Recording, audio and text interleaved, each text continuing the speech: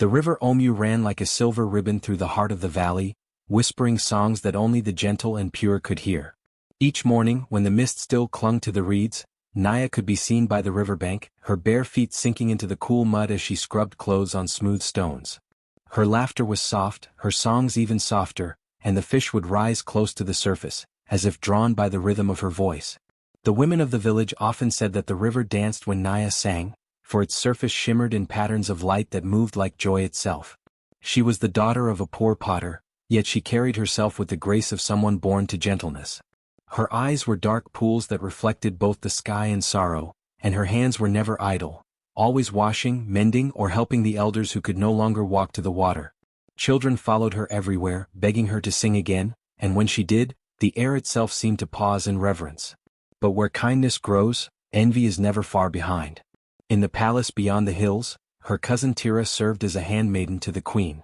Tira was ambitious, beautiful, and proud, but she lacked what Naya carried without effort, a spirit that made others love her.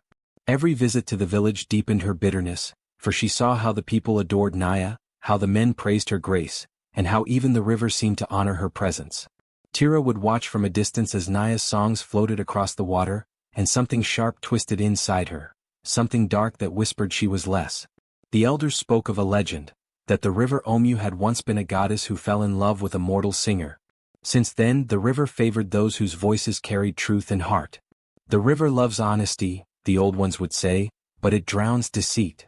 Naya grew up believing those words. She treated the river as a friend, talking to it when she was alone, thanking it when she fetched water, even leaving small offerings of flowers on its banks. To her, the river was alive, a listener of secrets, a keeper of dreams. But Tira did not see it that way. She saw only the way people compared them, how every praise for Naya's beauty felt like an insult to her own. The more the queen admired her cousin's name when stories of her goodness reached the palace, the more Tira's heart hardened. She began to despise the river that adored Naya, for it reminded her of what she could never be. One evening, as the sun bled gold into the water, Naya stood by the river's edge singing a lullaby for a baby she had just helped deliver. Her voice carried across the hills, reaching even the palace gardens where Tira stood beside the queen. The queen closed her eyes and whispered, "Who is this voice that sounds like peace itself?" Tira smiled faintly but said nothing. Her nails dug into her palms as jealousy coiled like a serpent inside her. From that day onward, she vowed that Naya would never outshine her again. For in the kingdom of Omu, love and light were not gifts freely given, they were treasures others longed to steal. And so, while Naya sang to her beloved river, unaware of the shadows gathering beyond the reeds, the water whispered faintly, a warning only the pure of heart could hear. But Naya's heart, so full of kindness, could not imagine that her song had awakened not only beauty, but envy that would soon lead her to a fate buried deeper than the river itself. Tira's envy had begun as a spark, but it soon burned like wildfire within her chest. She could not sleep without seeing Naya's smiling face, could not breathe without hearing someone praise her cousin's voice. Every whisper of admiration for Naya's kindness felt like an insult carved into her pride. Yet what stung the most was the attention of Prince Kato, the heir of the throne, the queen's only son, and the most desired man in all of Okuru. Prince Kato was known for his curiosity. Unlike the nobles who lived within the golden walls of the palace, he often disguised himself as a simple traveler, wandering through the villages to understand his people. It was during one of these secret journeys that he first heard Naya singing by the river. Her voice carried over the water like light itself, pure and unguarded. He stood behind a cluster of reeds, listening, his heart echoing every note she sang. From that day he returned again and again, always in plain clothes, always silent at first. Eventually he began leaving small tokens where she washed her clothes, strings of beads, ripe mangoes, carved shells that caught the sunlight. Naya never guessed they came from a prince. She thought they were gifts from the river spirits in thanks for her songs. When she sang, she would thank the unseen giver softly, her voice rippling through the water. But Tira knew. She had followed the prince one afternoon and seen the way his eyes lingered on Naya.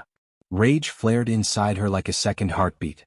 How could this river girl, barefoot, dressed in simple cloth, capture what all the noblewomen desired? Tira had spent years learning grace and charm within the palace walls. She had mastered every art of beauty, every dance and every smile. Yet here was Naya loved without trying. It was unbearable. The day she saw the prince kneel to leave a bracelet made of golden shells beside Naya's drum, her jealousy hardened into hatred. That night, she sat in her chamber, staring into her bronze mirror, whispering to herself, "She has bewitched him. It can only be witchcraft." The word grew inside her like poison. She convinced herself that Naya's songs were spells, her kindness a trick, her beauty a mask hiding dark magic.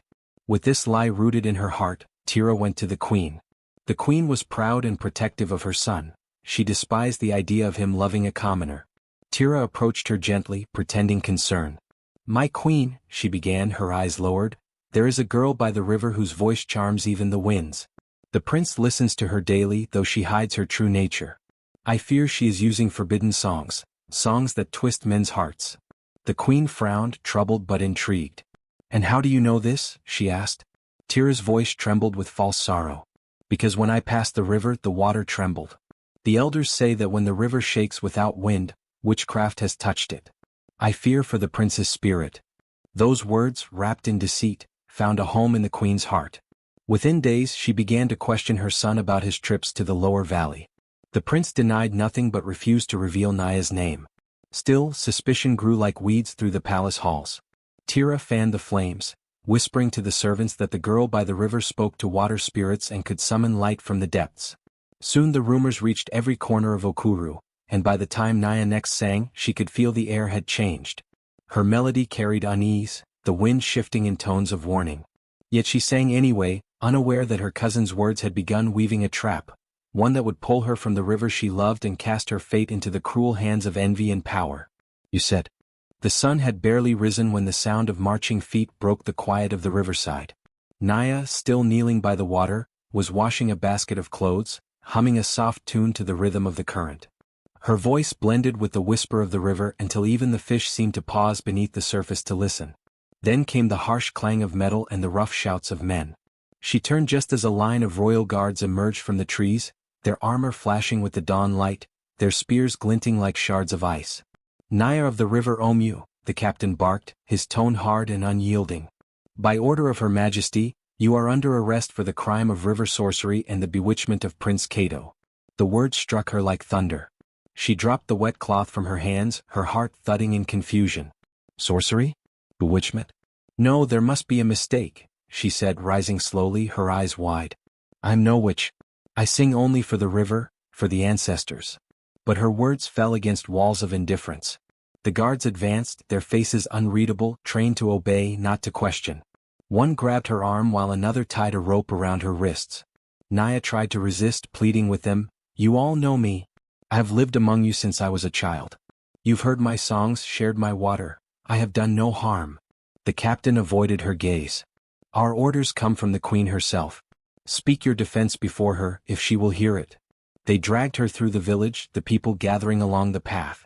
Women covered their mouths, men lowered their eyes. No one dared speak. Even the children who once danced to her songs, hid behind their mothers' skirts. Shame and fear weighed the air heavier than the morning mist. Only the river followed her faithfully, its low murmur like a lament trailing her footsteps. By the time they reached the palace, the courtyard was already filled with curious faces. Nobles, servants, and guards all stood in silence as Naya was pushed to her knees before the queen's throne. The queen sat tall, her expression cold as carved stone, her golden robes gleaming like sunlight over water. Beside her stood Tira, head bowed in false humility, her eyes glittering with quiet triumph. The queen's voice carried through the air like a whip. "You stand accused of ensnaring my son's heart through dark enchantments. You have dared to corrupt the river's purity with forbidden magic. What say you, girl?" Naya lifted her head, her voice trembling but clear. "My queen, I have no magic but my voice and no power but kindness. The river has been my friend since I was small. It listens when I sing, but I have never commanded it. If the prince heard my songs, they were songs of gratitude, not spells." The queen's eyes narrowed. "Lies are easy to speak when one has honeyed lips. The prince is no fool. His heart is bewitched, and that is your doing." Prince Cato, who stood behind his mother, took a step forward, his face stricken. "Mother, she—" "Enough," the queen snapped. "You will not speak for her." Her gaze returned to Naya, unrelenting. "The river may have sheltered you, but it will not protect you from justice." Tira knelt beside the queen, feigning concern. "Your Majesty, perhaps the river itself has been poisoned by her voice. We have seen strange lights there at night." Gasps rippled through the crowd. The queen stood and raised her hand. Then let the sentence be carried out.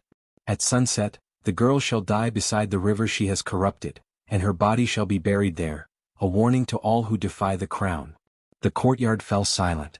Naya's chest tightened, but she did not cry. Instead, she lifted her head high and spoke, her voice steady as running water. "The river knows my truth," she said softly, her eyes glistening like the current itself. "And it will speak, even if every tongue in this kingdom turns against me." The queen gestured sharply, and the guards dragged her away. As they led her through the gates, the crowd parted like reeds before the wind. Still no one moved, no one dared to speak. Yet somewhere beyond the palace walls, the river Omu stirred, a single wave rising against the current, as if it had already begun to listen. The sun sank low behind the hills, bleeding red light across the sky, and the air in Okuru grew heavy with dread.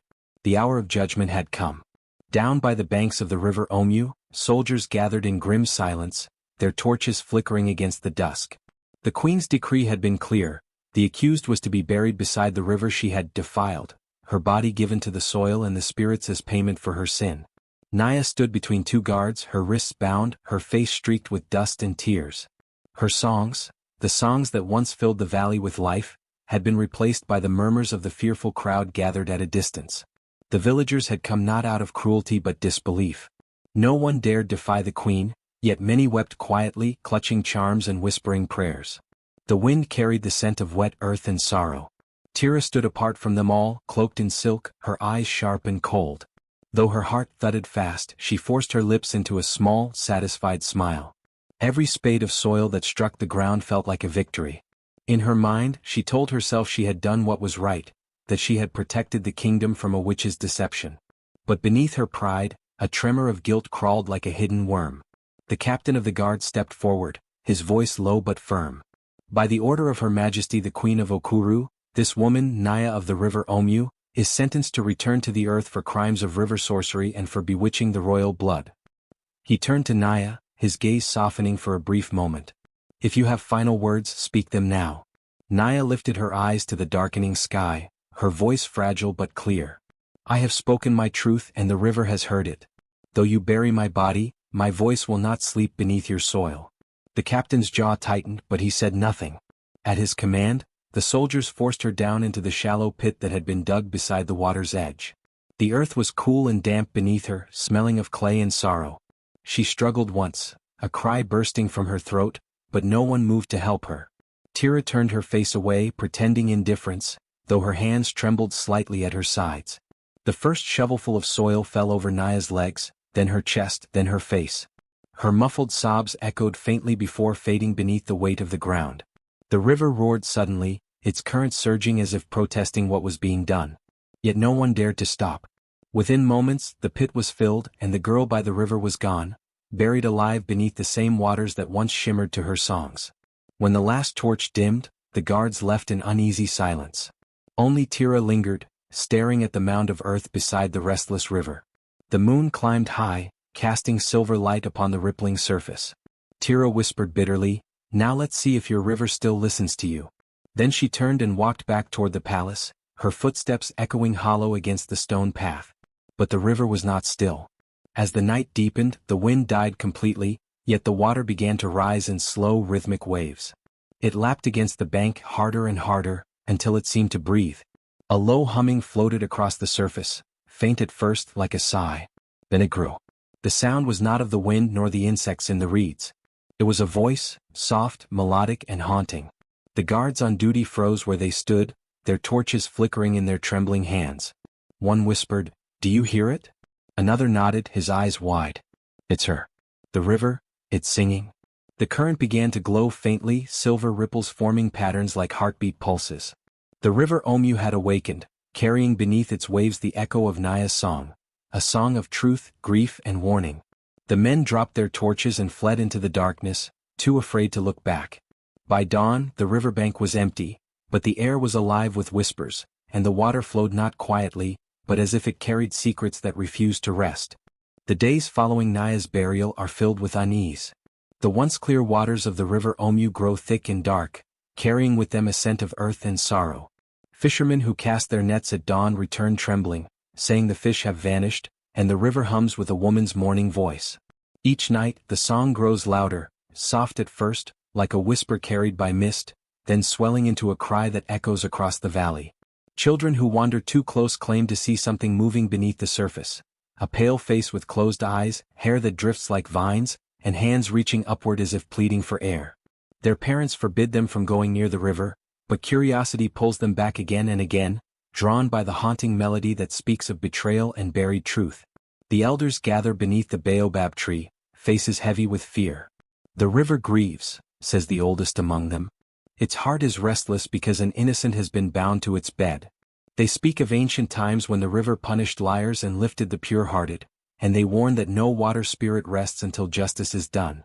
In the village, strange misfortunes begin to unfold. Goats refuse to drink from the river. The queen's own gardens, once lush and green, wither overnight. Even Prince Cato grows pale and distant, haunted by dreams of a woman's voice calling his name through the rush of water. He tries to visit the river, but the guards, frightened by the omens, beg him to stay away.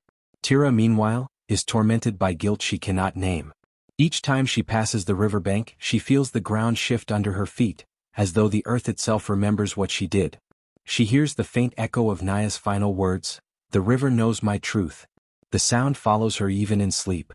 One night, unable to bear the silence, she sneaks out beneath the moonlight. The river glimmers silver and black, swollen from unseen rains. She kneels by the edge, whispering apologies to the water.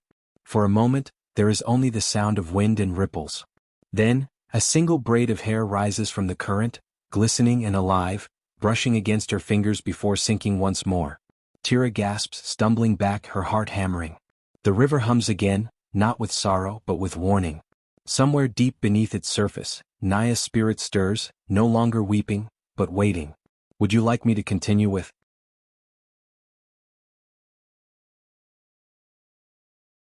The palace, once filled with music and laughter, now breathes with dread.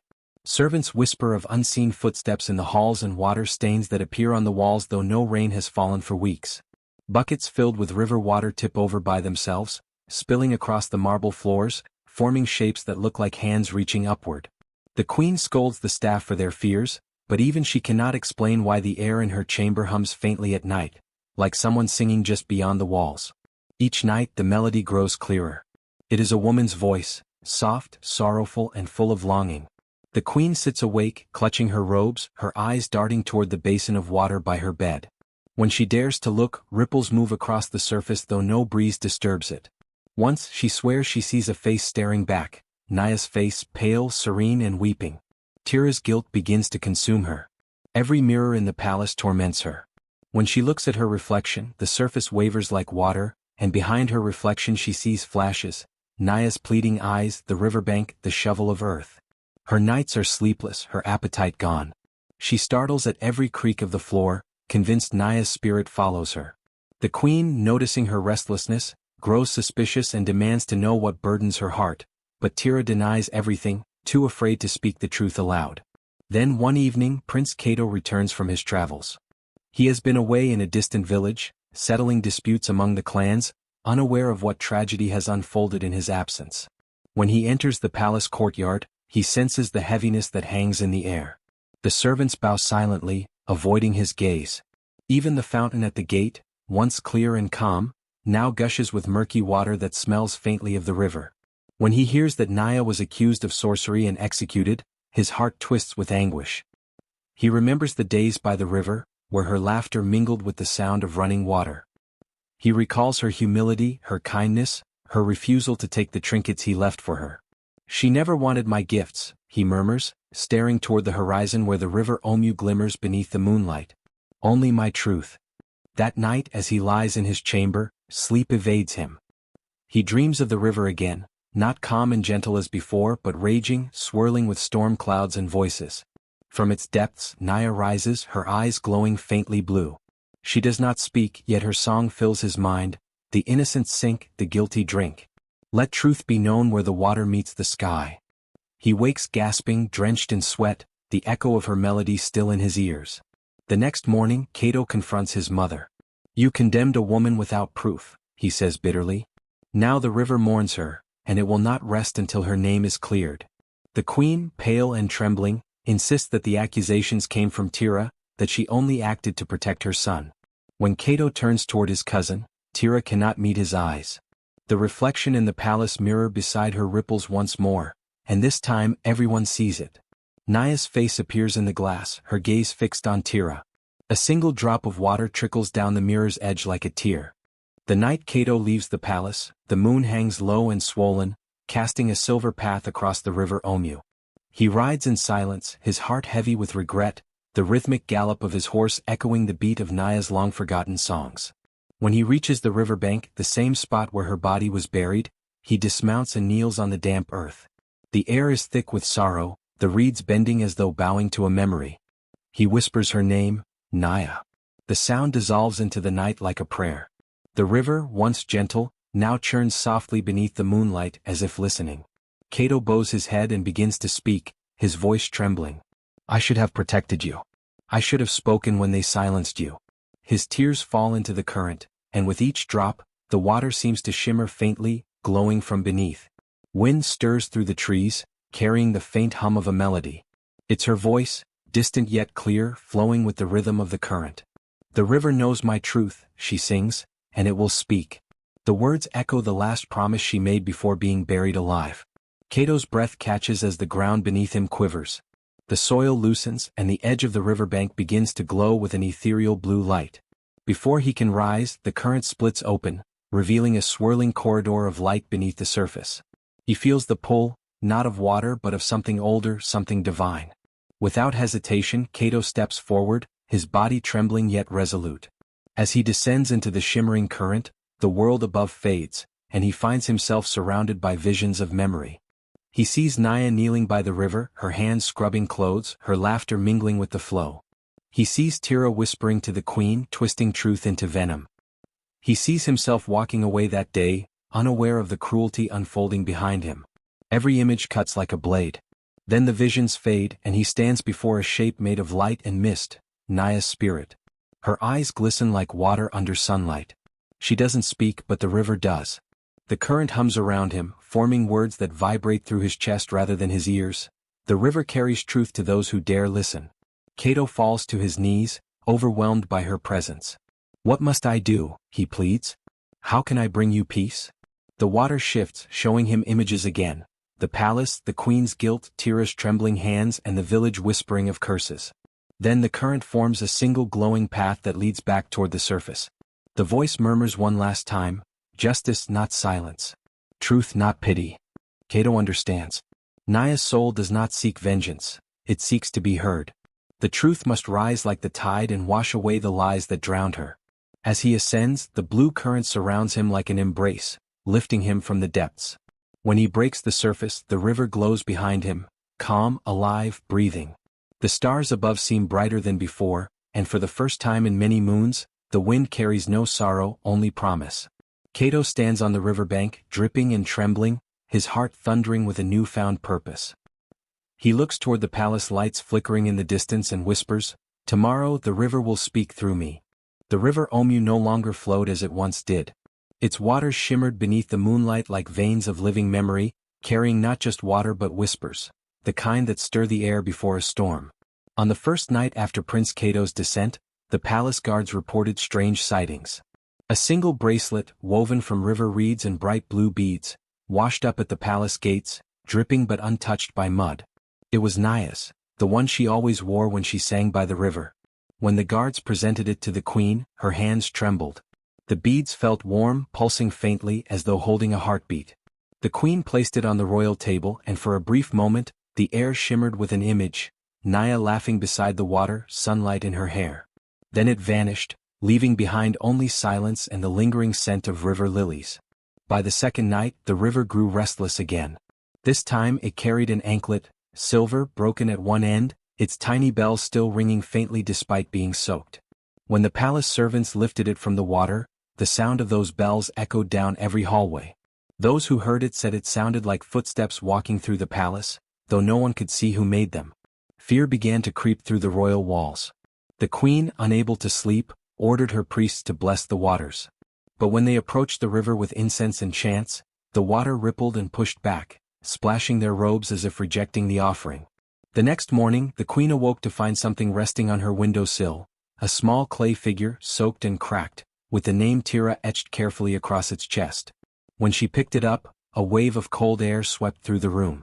The clay figure crumbled in her hand, and as it did, the walls seemed to shimmer like water. Everyone present saw what the queen saw, a vision born from the river's memory. It showed Tira whispering into the queen's ear, feeding her lies, weaving jealousy into poison. Then they saw the guards dragging Naya away, and Tira watching from the shadows, her face twisted with satisfaction. The queen screamed, dropping the dust of the figure to the floor. Her advisors rushed in, but the vision did not fade. The palace itself had become a mirror, every reflective surface rippling with the same scene. Tira's deceit replaying again and again, the river's truth made visible to all. By midday the story had spread across Okuru. The villagers gathered outside the palace walls, murmuring that the river was testifying, revealing what the living tried to bury. The queen summoned her council, and even the most skeptical elders knelt before the image shimmering above the court's fountain. Tira tried to deny it, her voice trembling. Lies. The river is cursed. It twists truth like vines. But when she raised her hand to swear, drops of water began to seep from her palms, tracing paths down her skin like tears. Her reflection in the palace floor looked back not with her own face, but with Naya's. The crowd gasped. Prince Cato stepped forward then, his clothes still damp from the river's depths. The river carries no lies, he said, his voice steady. It carries what we bury, truth, pain, and the voices of the wronged. He held up the bracelet and anklet. These are not curses. They are witnesses. The queen's eyes filled with tears as the realization sank deep into her bones. The river had carried Naya's secrets upstream, not for vengeance, but for justice. And now no one could deny what had been done.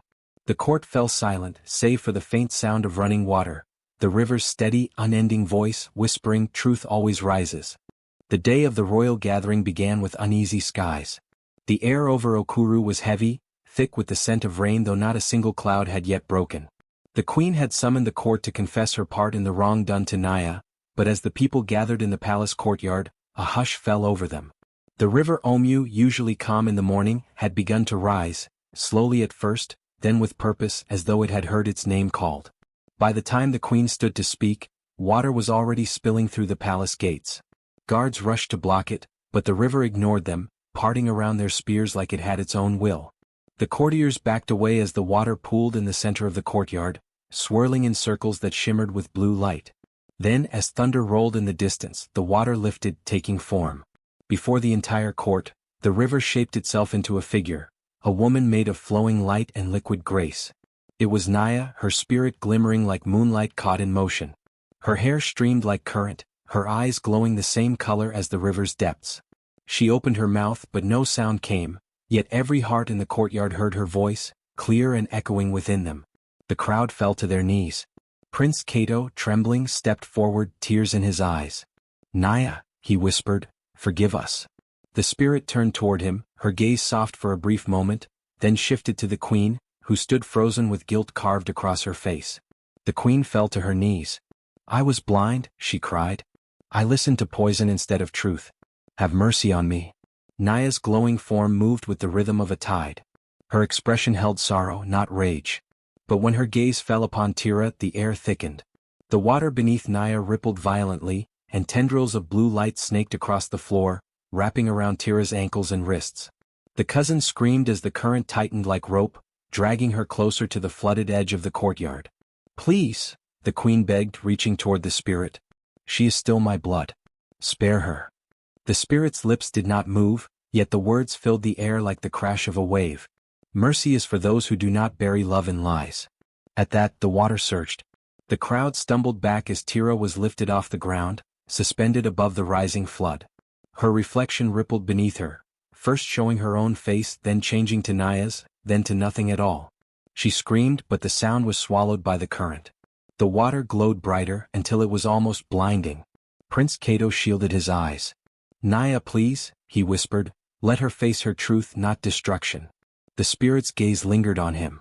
Slowly the water's fury began to calm.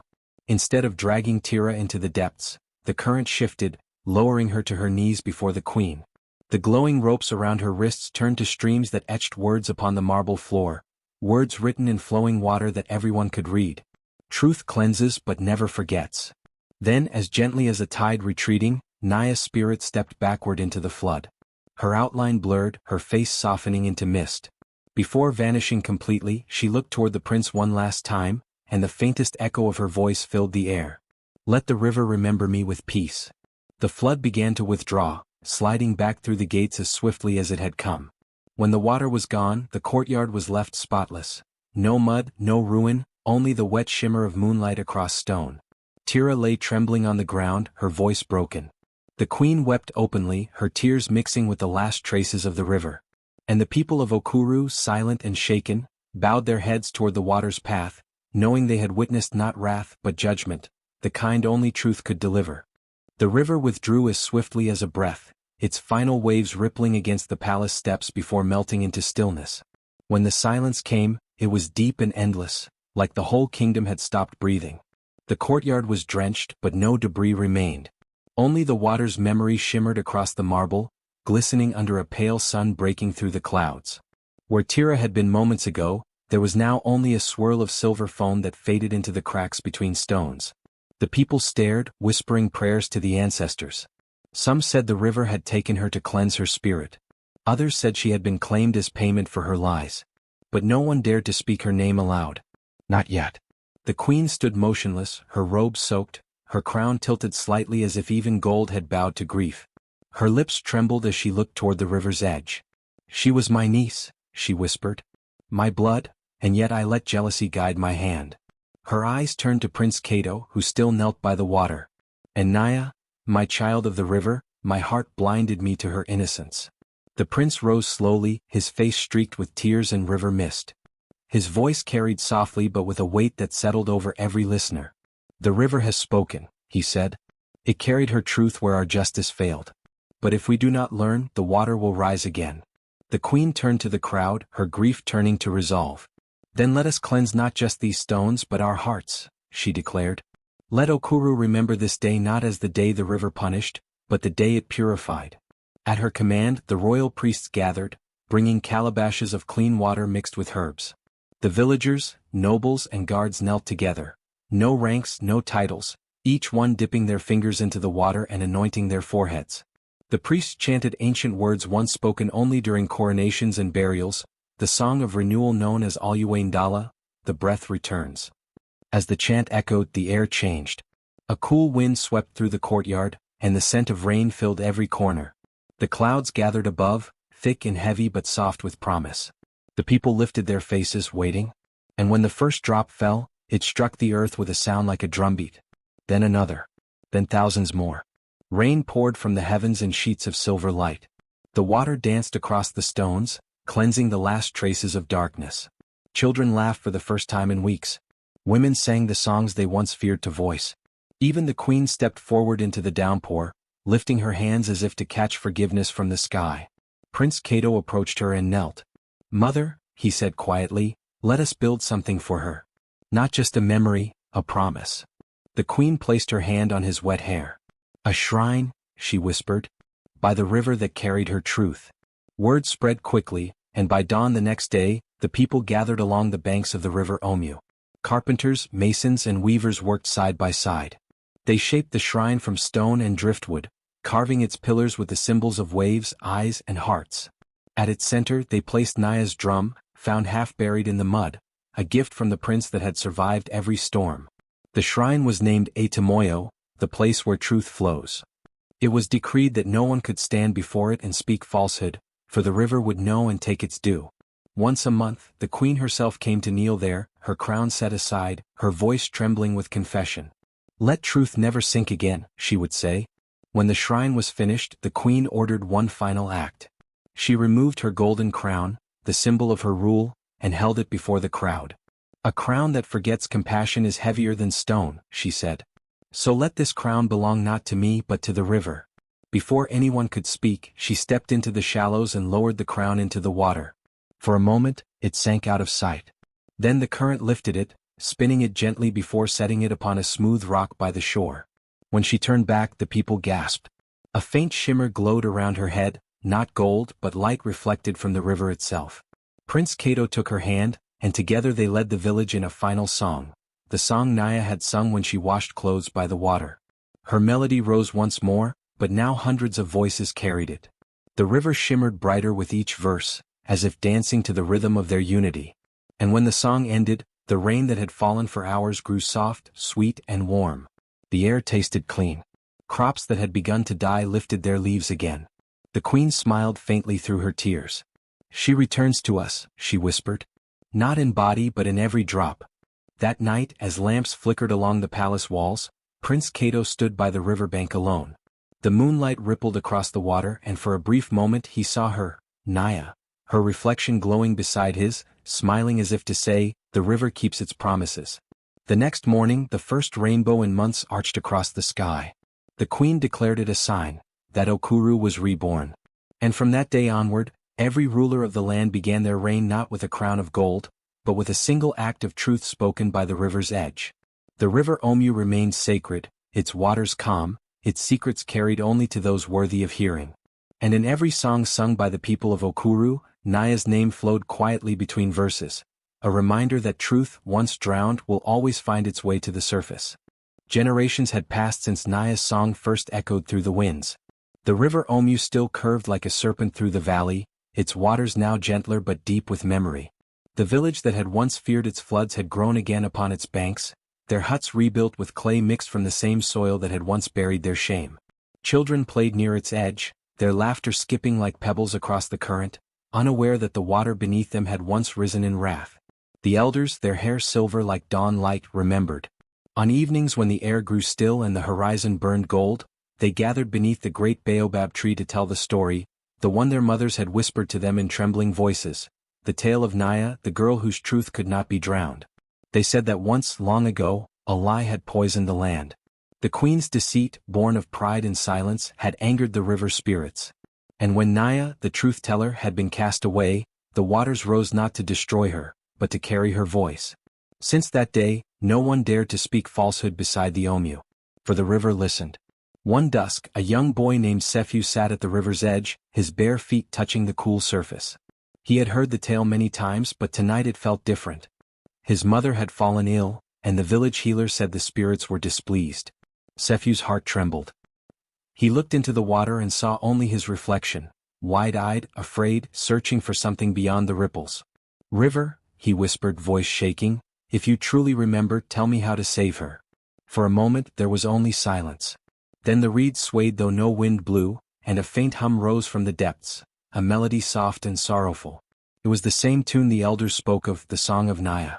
The water shimmered as if touched by unseen hands, and Sephu felt warmth run through his body. He didn't understand it, but he knew, the river had heard him. He ran home to tell his grandmother, the oldest woman in the village. She listened, her eyes clouded with tears. "The river spoke," she murmured. "It remembers her still." That night she gathered the villagers. Torches flickered as they followed her to the water's edge. The air smelled of rain, though the sky was clear. She knelt beside the Omu and began to sing Naya's melody, the song of truth and renewal. One by one the others joined. Their voices rose into the night, a hymn of sorrow and hope. As they sang, the river began to glow faintly, its surface rippling like woven silk. The elders said the spirits were listening. And when the first drop of rain touched the surface, the grandmother smiled. "She forgives," she said. "The truth lives still." In the morning, Sephu's mother awoke healed. From that day the villagers began a tradition. Each year when the rains returned, they gathered by the Omu at dusk. They brought offerings, woven mats, clay pots of grain and carved wooden flutes. They sang Naya's song, their voices carried by the wind into the horizon. It became known as the Festival of Remembering. But not all hearts were pure. Years later, a stranger arrived in the village, a trader named Daku with gold rings on his fingers and a smile too polished to trust. He spoke of wealth, of trading routes that could bring the village great fortune. "The river hides paths," he said, "and I know how to make them open." The chiefs listened with greedy ears. The Omu was sacred, yes, but it also flowed toward lands rich with salt and ivory. Daku promised them riches in exchange for a ritual, one that would unseal the sleeping waters. When the eldest chief hesitated, Daku smiled and whispered, "The river may remember the girl's song, but it forgets those who stop singing." That night, the chiefs gathered without the elders' blessing.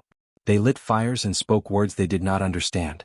Daku drew symbols into the sand, offering the smoke of oil and gold to the waters. But the river did not move. Instead the air grew cold. A voice like thunder whispered through the reeds, "Truth does not trade." The fire hissed out. The chiefs froze as the surface of the river turned dark, reflecting not their faces but another, a young woman, eyes deep as night, hair flowing like ink. Nah. Her gaze pierced them, and though centuries had passed, her sorrow had not faded. "You seek gold," her voice echoed, "but the river keeps only truth." Daku stepped forward, trembling. "You are but a story. A spirit from old songs." "Then why do you hear me?" The ground beneath him cracked, and before anyone could move, the river rose, not in anger this time but in judgment. It wrapped around Daku like a serpent of liquid glass. He screamed as the water reflected every lie he had ever told. When it receded, only his gold remained, scattered like tears upon the shore. The chiefs fell to their knees. "Forgive us," they begged. Naya's reflection softened. "The river forgives only those who remember." Then she vanished, her image dissolving into ripples that shimmered beneath the moonlight. The next day the chiefs confessed their greed before the entire village. They placed Daku's gold at the shrine by the river and decreed it never to be touched. The people returned to the old ways, their songs purer than before. And yet, whispers spread, that some nights, the Omu still shimmered gold beneath the surface, as if testing hearts that approached with false desire. As generations continued, the legend deepened. Travelers who passed through the valley spoke of the river that sang when lies were told. Some claimed to see faces in the water, others heard laughter or weeping. Children were warned, "Never lie where water flows, for it listens." In time the kingdom itself began to fade. The palace stones crumbled, swallowed by vines and time. Only the shrine beside the Omu endured, its wooden beams darkened by centuries of rain. Pilgrims came from far lands, seeking to cleanse their hearts or confess their sins to the water. Some found peace. Others vanished, taken by the current, their names remembered only by the reeds that swayed as if whispering secrets. One evening many years later, a scholar from the northern city arrived. Her name was Nyala, and she came not to worship but to understand. She had studied stories of rivers across the lands, of waters that wept, lakes that swallowed curses, streams that healed wounds. But none were as feared or revered as the river Omu. She carried scrolls filled with ink drawings of Naya, gathered from old songs. As she stood by the river, dusk turning the water to molten bronze, she whispered, "Were you real?" The river was silent. Nyala knelt and filled her flask, hoping to study its currents. But as she rose, a faint voice drifted across the surface, not in words but in melody. The song. The same song that had carried through the centuries. Her heart quickened. "If you remember," she said softly, "then you must also forgive." The river stirred, reflecting the image of a young girl, not Naya but Nyala herself, eyes shining with both fear and wonder. Then came the whisper, "I do not forget, only wait." That night, Nyala dreamed she stood in an ancient court, surrounded by spirits made of mist. At the center stood Naya, holding a crown of woven reeds. "You seek the truth of me," said Naya, her voice calm as water. "But truth is not to be studied, it is to be lived. Tell my story not with ink but with honesty. Let no lie pass your lips when you speak my name."